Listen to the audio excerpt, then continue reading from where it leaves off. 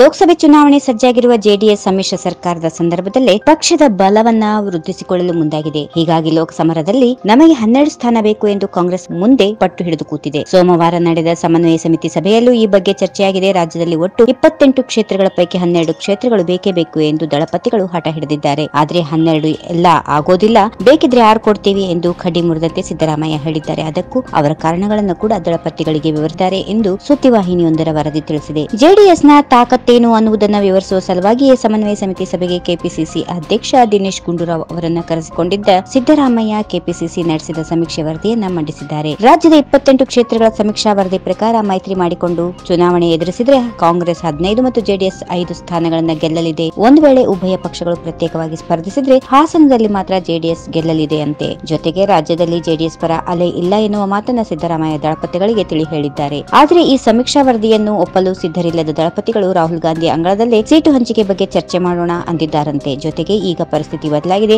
JDS ಪರ ಅಲೆ ಇಲ್ಲ ಅನ್ನುವುದನ್ನ ಒಪ್ಪಲು ಸಾಧ್ಯವಿಲ್ಲ, ಹೀಗಾಗಿ ಮತ್ತೊಂದು ಸಮೀಕ್ಷೆ ನಡೆಸಿ ಎಂದು ಕೋರಿದ್ದಾರೆ. ಹಾಗಾದ್ರೆ ಸಿದ್ದರಾಮಯ್ಯ ಹೇಳುವಂತೆ ರಾಜ್ಯದಲ್ಲಿ ಜೆಡಿಎಸ್ ಪರ ಅಲೆ ಇಲ್ಲವೇ? ಸಿದ್ದರಾಮಯ್ಯ ಹೇಳುವ ಮಾತಿನಲ್ಲಿ ಸತ್ಯಾಂಶ ಇದೆ. ರಾಜ್ಯದಲ್ಲಿ ಜೆಡಿಎಸ್ ಪ್ರಭಾವ ಕುಗ್ಗಿದೆ. ಕಳೆದ ವಿಧಾನಸಭಾ ಚುನಾವಣೆಯಲ್ಲಿ ಸಿದ್ದರಾಮಯ್ಯ ವಿರುದ್ಧ ಆಡಳಿತ ವಿರೋಧಿ ಅಲೆ ಎದ್ದಿತ್ತು. ಹೀಗಾಗಿ ಜನ ಜೆಡಿಎಸ್ ಅನ್ನ ಬೆಂಬಲಿಸಿದ್ರು. ಯಾವಾಗ ಕಾಂಗ್ರೆಸ್ ಜೊತೆ ಜೆಡಿಎಸ್ ಕೈ ಜೋಡಿಸಿತೋ ಜೆಡಿಎಸ್ ಪರ ಮತ ಚಲಾಯಿಸಿದ ಬಹುತೇಕ ಮತದಾರರು ನೊಂದುಕೊಂಡಿದ್ದಾರೆ. ಈ ವಿಡಿಯೋ ನಿಮಗೆ ಇಷ್ಟವಾದಲ್ಲಿ ಲೈಕ್ ಮಾಡಿ, ಶೇರ್ ಮಾಡಿ, ಸಬ್ಸ್ಕ್ರೈಬ್ ಮಾಡಿ.